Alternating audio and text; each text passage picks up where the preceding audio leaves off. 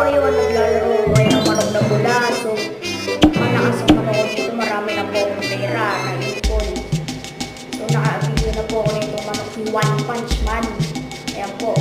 Level 2. Level 2 na po yan. Ayan po naglalaro ko. May na-upgrade ko.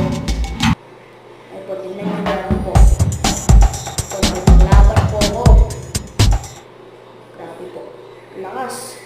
Malakas masyado po yung manok ko. Wala pong nakakatalo dyan. Meron pa po manok ni Taguro. Malakas po yun. Yan na, tingnan nyo na lang po kasi mananalo. So, tama versus sa